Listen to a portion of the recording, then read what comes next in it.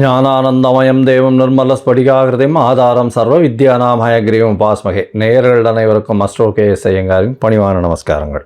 Next gen YouTube channel நேயர்களுக்கு astro KS ஐயங்காரின் பணிவான நமஸ்காரங்கள். மாத பலன் விஸ்வாவசு வருஷம் மாசி மாதம் 13/2/2026 14/3/2026 வரலும் உண்டான காலகட்டம். இந்த மாதத்தினுடைய கோள் மாற்றங்கள், கோள் சாரங்கள் என்னென்ன, அதாவது பொதுவாகவே மாத கிரகங்கள்னு சொல்லக்கூடிய சூரியன், செவ்வாய், புதன் மற்றும் சுக்கிரனுடைய மாறுதல்கள். அதோடு இந்த மாதம் பார்த்தாலேயானால் மாசி மாதத்தில், அதாவது மார்ச் 6ஆம் தேதி வாக்கிய பிரகாரம் சனி பகவான், அதாவது வருட கிரகம்னு சொல்லக்கூடியவர் 2.5 வருஷத்துக்கு ஒரு தரம் ஒரு ராசியிலிருந்து அடுத்த ராசிக்கு போகிறவர் பூரட்டாதி 3ஆம் பாதத்திலிருந்து 4ஆம் பாதம், அதாவது கும்பத்திலிருந்து மீனத்துக்கு போகிறார்.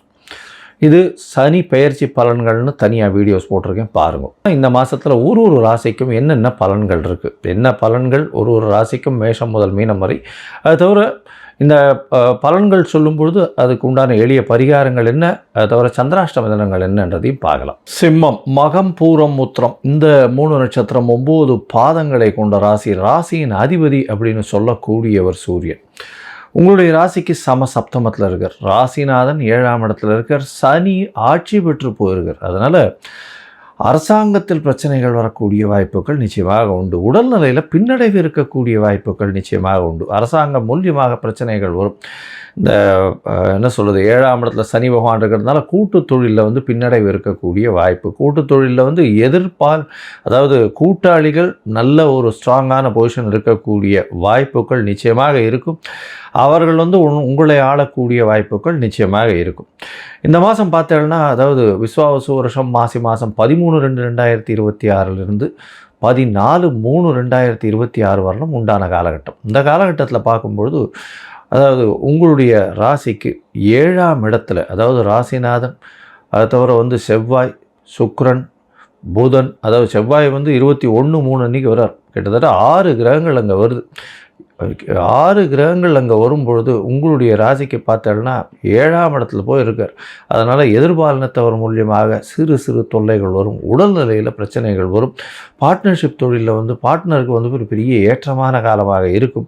அவர் அவருடைய ஆளுமையில் நீங்கள் இருக்க வேண்டிய கட்டாயம் வரக்கூடிய காலகட்டமாக இருக்கும். இந்த காலகட்டத்தில் திருமண பாக்கியம் உண்டு. குழந்தை பிராப்திக்கு நிச்சயமாக காலகட்டமாக அமைய போகிறது. உங்களுடைய ராசிக்கு பார்த்தலையானால் உங்களுடைய ராசிக்கு 4ஆம் அதிபதி அப்படின்னு சொல்லக்கூடியவர், அதாவது உங்களுடைய ராசிக்கு பார்த்தோன்னா 4ஆம் அதிபதினு சொல்லக்கூடியவர் செவ்வாய். அவர் 6ஆம் இடத்துல இருக்கார். அவரே 9ஆம் அதிபதி. அதனால் தந்தையின் மூலியமாக வரக்கூடிய சொத்துக்கள் வரக்கூடிய வாய்ப்புகள் உண்டு. தந்தையின் சொத்துக்கள் வரும். சந்தையினுடைய பிஸ்னஸ் வரக்கூடிய வாய்ப்பு. புதிய வீடு மனை வாங்கக்கூடிய வாய்ப்புகள் நிச்சயமாக இருக்கும். இருந்தாலும் லீகல் இது எல்லாத்தையும் ஒழுங்காக பார்த்துட்டு அதுக்கப்புறம் வாங்கிறது ரொம்பவும் விசேஷம். அது தவிர பார்த்தலையானால் உங்களுடைய ராசிக்கு 7ஆம் இடம் வலுப்பெற்று போகிறதுனால எதிர்பாலினத்தவர் மூலியமாக சிறு சிறு தொல்லைகள் வரக்கூடிய வாய்ப்புகள் நிச்சயமாக உண்டு. போட்டித் தேர்வில் வெற்றி பெறக்கூடிய வாய்ப்பு உண்டு. ஏன்னா 6ஆம் இடத்த செவ்வாய் 21/2/2026 வரலும் இருக்கக்கூடிய காலகட்டம்ன்றதுனால கண்டிப்பாக செவ்வாயின் மூலியமாக வெற்றி வாய்ப்புகள் நிச்சயமாக வரும். உங்களுடைய ராசிக்கு ஒரு மிகப்பெரிய யோகர்னு சொல்லக்கூடியவர் செவ்வாய். இந்த காலகட்டத்தில் பார்த்தோன்னா உங்களுடைய ராசிக்கு 11ஆம் இடத்துல குரு இருக்கார். அவருடைய வீட்டையே அவர் பார்க்குறார். அதனால் கண்டிப்பாக திருமண பிராப்தி உண்டு. குழந்தை பிராப்தியும் நிச்சயமாக உண்டு. குழந்தை இவ்வளவு நாளாக குழந்தை இல்லாதவர்களுக்கு கண்டிப்பாக குழந்தை பிராப்தி ஏற்படக்கூடிய வாய்ப்புகள் இந்த காலகட்டத்தில் உண்டு.